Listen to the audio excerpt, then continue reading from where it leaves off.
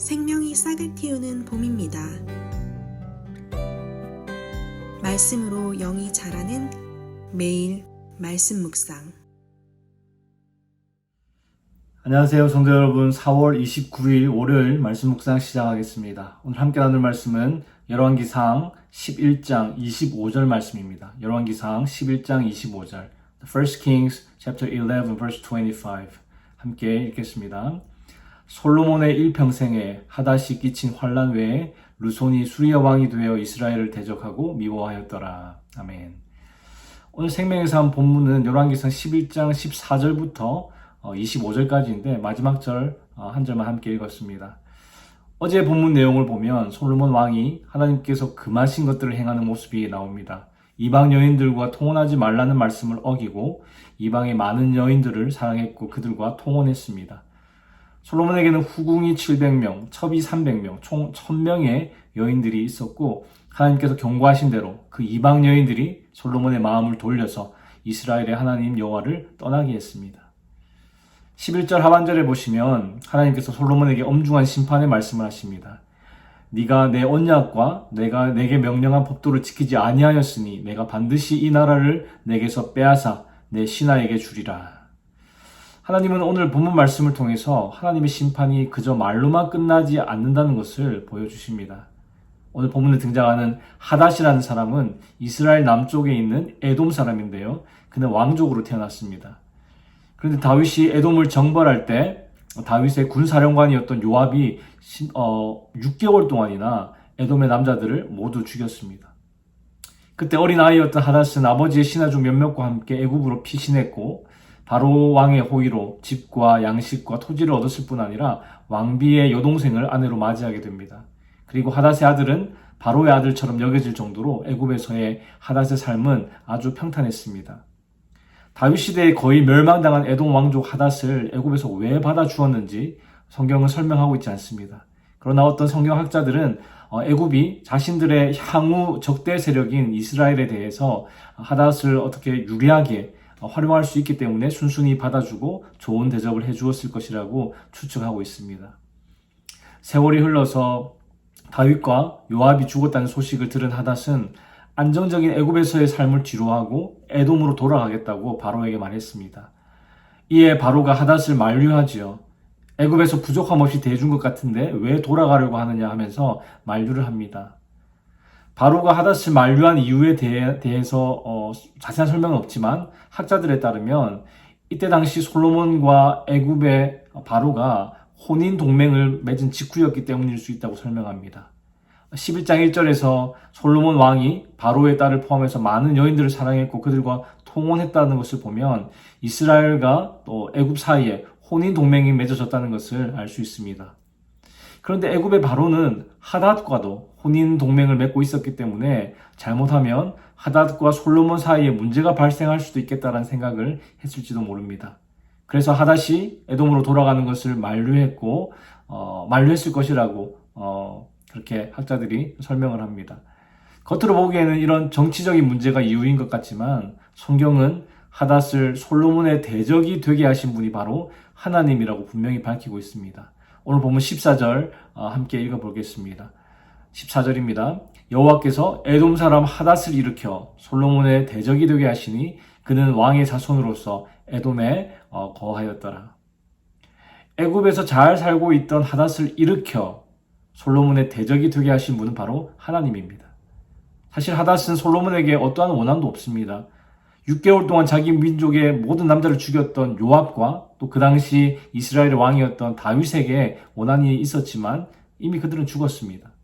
심지어 솔로몬은 에돔의 원수인 요압을 처단한 사람이죠. 솔로몬이 왕위에 오르고 가장 먼저 한 일이 요압을 처단하는 일이 아니었습니까? 그리고 무엇보다 현재 솔로몬 왕이 다스리는 이스라엘은 그 누구도 건드리지 못하는 초강대국이 되었습니다. 하닷이 에돔으로 돌아갈 이유가 없고 바로 왕 역시 하닷이 에돔으로 돌아가려는 이유를 이해하지 못했습니다. 그럼에도 불구하고 오늘 본문 25절에서 보듯이 하닷은 솔로몬의 평생 동안 그를 괴롭히는 대적이 되었습니다. 하나님께서 하닷을 일으켜 솔로몬을 징계하는 회초리로 삼으신 것이죠. 솔로몬이 하나님 앞에서 올바르게 말년을 보냈다면 하닷이 솔로몬의 대적이 되어 그를 괴롭히는 일은 없었을 겁니다. 그동안 솔로몬이 누렸던 평안함과 풍요로움은 그가 하나님에게서 마음이 돌아서자마자 무너졌습니다. 그동안 없었던 솔로몬의 대적들이 생겨나기 시작했습니다. 사실 대적들이 일어날 조건은 늘 충분했습니다. 그러나 지금까지는 하나님께서 이렇게 막아주신 것이죠. 솔로몬이 하나님으로부터 돌아서자 그 죄에 대한 결과로 이스라엘의 평안이 깨지고 불안과 소란이 생겨나기 시작했습니다. 이런 대적들의 등장으로 이스라엘이 심각한 타격을 입은 것은 아니었습니다. 그럼에도 하나님께서 솔로몬의 대적을 일으키신 이유는 첫째로 지금까지 누려왔던 모든 것이 하나님의 은혜임을 깨닫게 하시기 위함입니다. 하나님께서 솔로몬을 막고 있던 손을 거두셨을 때 그가 지금까지 누린 태평성대, 부와 명성이 하나님의 손 덕분이었음을 뼈저리게 느꼈을 겁니다. 하나님께서 솔로몬의 대적을 일으키신 또 다른 이유는 솔로몬에게 회개의 기회를 주기 위해서였습니다. 하나님께서 다윗과 언약을 맺으실 때 솔로몬에 대한 약속도 주셨습니다. 사무엘하 7장 14절에 보시면 이렇게 말씀하시죠.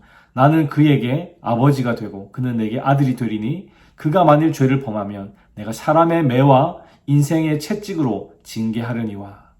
이 말씀대로 하나님은 솔로몬을 징계하셨습니다. 그를 아들로서 사랑하시기 때문에 이 징계를 통해서 회개하고 돌아오기를 바라셨죠. 그러나 오늘 함께 읽었던 25절에 보니까 솔로몬의 일평생에 하닷이 환난을 끼쳤다라고 기록하고 있습니다. 그 말은 솔로몬이 하나님의 징계를 받았음에도 돌이키지 않았다는 것이죠. 2008년쯤 유학비를 마련하기 위해서 호주에 일하러 갔던 적이 있습니다. 보통은 많은 젊은이들이 잠깐 일하면서 번 돈으로 여행도 하고 어학원에서 영어 공부도 할 목적으로 호주에 많이 옵니다. 그런데 저는 오로지 유학비를 벌 목적으로 갔기 때문에 목표로 한 그 금액을 벌기 위해서 무슨 일이든지 해야겠다라는 생각만 했습니다. 그래서 공사장에서도 일하고 과일 농장에서도 일하고 과일을 이렇게 포장하는 공장에서도 일을 했습니다. 보통 농장들이 대부분 깊은 시골에 있기 때문에 자동차가 없으면 주일에 교회도 갈 수가 없습니다. 그럼에도 그런 거 상관없이 돈만 벌면 된다는 생각에 농장 일을 시작했습니다. 평생 주일에 교회를 빠져본 적 없던 제가 그때는 교회도 못 가고 일만 했습니다.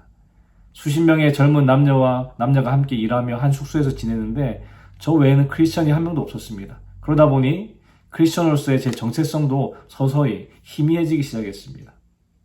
그러던 중에 인력 사무실에서 연락이 왔습니다. 그 지역에서 가장 큰 악어 농장과 계약을 맺었는데 영어를 잘할 줄 아는 사람이 필요하다면서 저에게 악어 농장 팀의 슈퍼바이저로 일해달라는 그런 제안이었습니다. 물론 슈퍼바이저라고 해서 관리만 하는 그런 일은 아니었고 다 똑같이 일을 하고 추가로 악어 농장과 어떤 의사소통하는 그런 일이 추가되는 그런 정도의 일이었습니다. 과일 농장에서 일하는 것보다 페이가 세다고 해서 그 제안을 받아들였습니다. 다른 직원들과 함께 첫 출근을 했는데 출근하자마자 가장 먼저 하는 일이 수십 마리의 악어가 들어있는 악어 우리를 청소하는 것이었습니다. 악어 우리 밖에서 호스로 이렇게 물을 뿌리면서 청소하는 줄 알았는데 우리 안으로 직접 들어가서 청소해야 한다고 했습니다. 그래서 처음에는 농담인 줄 알았는데 정말 악어 우리 안으로 들어가서 청소를 했습니다. 악어 우리에 들어가서 풀에 있는 그 더러운 물을 빼고 케미컬로 깨끗이 씻은 다음에 깨끗한 물을 받는 그런 일이었습니다. 악어도 깨끗한 물을 좋아한다 하더라고요. 풀에 있는 더러운 물을 이렇게 탁 빼면 한 1.5m 정도의 악어 한 20-30마리가 막 나옵니다. 늘 긴장하면서 이렇게 청소를 해야 하는데 한눈을 잘못 팔면 조용히 악어들이 뒤에서 다가옵니다. 왜 페이가 센지 이해가 되지 않습니까? 그리고 퇴근하기 전에 하는 일은 악어들에게 먹이를 주는 일인데 보통 얼린 닭 대가리 그리고 얼린 말 심장을 이렇게 먹이를 줍니다. 먹이가 담긴 박스가 얼마나 무거운지 들고 가다가 몇 번이나 넘어지기도 했습니다. 그래도 2008년 당시에 일주일에 1,000불을 벌었으니까 그것이 참 위안이 되었습니다. 이렇게만 벌면 목표했던 유학비를 벌 수 있겠다라는 생각을 했죠. 그렇게 7주를 일했는데 살이 10kg나 빠졌습니다. 그러더니 하루는 허리가 아프기 시작했고 걸을 수가 없을 정도로 허리 상태가 나빠졌습니다. 결국 인력사무소에서도 저를 대체할 인원이 필요하다고 생각해서 다른 사람을 보냈고 저는 더 이상 거기서 일을 할 수가 없었습니다. 아구 농장뿐만 아니라 허리가 다쳐서 아무 일도 할 수가 없었죠. 한국에서 하던 일 다 그만두고 유학비 마련하러 이 멀리까지 와서 험하고 힘든 일을 다 했는데 유학비도 마련하지 못하고 몸만 다쳐서 결국 귀국해야 하는 그런 상황이 너무나 힘들었습니다. 그리고 하나님이 원망스러웠습니다. 시골에서 일하면서 교회도 가려고 얼마 전에 중고차도 하나 샀는데 이렇게 계속 일하면 유학비도 충분히 벌 수 있는데 하는 그런 아쉬움 때문에 하나님을 계속 원망하게 되었습니다. 어쩔 수 없이 한국으로 귀국해서 몇 주간 쉬면서 앞으로의 삶을 계획하는 그런 시간을 가졌습니다. 앞으로 어떤 일을 하면서 어떻게 살아야 할지 생각하는 시간을 가지려고 했는데 의도치 않게 제 삶을 뒤돌아보는 그런 시간을 가지게 되었습니다. 그러면서 제가 처음 하나님을 인격적으로 만난 후에 하나님이 기뻐하시는 그 복음 전하는 일에 제 삶을 드리겠다고 약속했던 것이 생각이 났습니다. 하나님을 위해 제 삶을 헌신하겠다고 다짐했던 것을 까맣게 잊고 유학을 통해 학위를 획득하고 그것으로 그 분야에서 유명한 사람이 되어서 돈을 많이 벌겠다는 헛된 욕심에 사로잡혀서 예배도 드릴 수 없는 깊은 시골의 농장까지 찾아갔던 것이었죠. 허리를 다쳐서 한동안 고생하긴 했지만 그것이 저에게는 하나님의 회초리였다고 생각합니다. 허리를 다치지 않았다면 제 삶을 돌아볼 시간도 갖지 못했을 것이고 주의 복음을 위해 헌신하겠다던 제 다짐도 기억하지 못했을 겁니다. 사랑하는 성도 여러분, 하나님은 사랑하는 자녀가 돌아오기를 바라시는 마음으로 징계하십니다. 지금 삶의 평안이 깨지고 불안하고 여러 가지 문제들이 여러분들을 힘들게 하고 있습니까? 하나님 외에 더 사랑하며 붙들고 있는 우상은 없는지, 하나님이 기뻐하지 않으시는 방향으로 나아가고 있지는 않은지 한번 돌아보시기 바랍니다.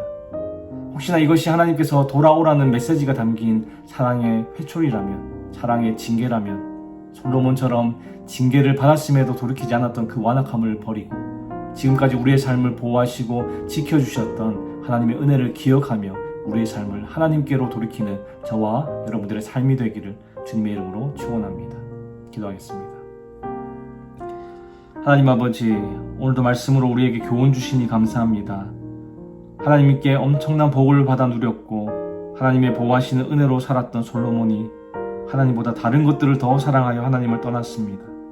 그 누구보다 겸손했고 하나님을 사랑했던 그가 하나님으로부터 멀어졌다면 우리 역시도 언제든지 주님을 배반하고 떠날 수 있는 연약한 존재라는 것을 인정하기 원합니다. 주님, 비록 솔로몬은 하나님의 징계를 받았음에도 즉각 돌아오지 않아 그의 평생에 대적들로 인해 고난을 받았지만 우리는 겸손하게 그 징계를 받아들이고 속히 주님께로 돌아오는 은혜를 허락하여 주시옵소서.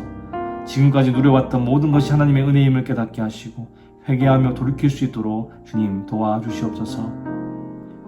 하나님, 오늘도 주께서 주시는 힘과 그 은혜로 살아가기 원합니다. 주의 도우심으로 승리하는 오늘 하루 그리고 이번 한 주 되게 하여 주시옵소서. 감사를 드리며 예수 그리스도의 이름으로 기도하였습니다. 아멘. 월요일 기도 제목으로 기도하겠습니다. 첫 번째, 하나님께서 허락하신 여러 가지 감사의 제목으로 기도하실 때에 우리의 가정, 교회, 생업, 학업, 건강 등 여러 가지 삶의 기회들을 감사하며 기도하기 원합니다. 두 번째, 한 주간 예수의 흔적이 있는 삶이 되도록 기도하실 때에 우리의 모든 삶의 터전에서 우리의 말과 행위를 통해 예수 그리스도가 드러나도록 기도하기 바랍니다. 세 번째, 코람데오, 즉 하나님 앞에서의 삶을 살 수 있도록 함께 기도하시기 바랍니다.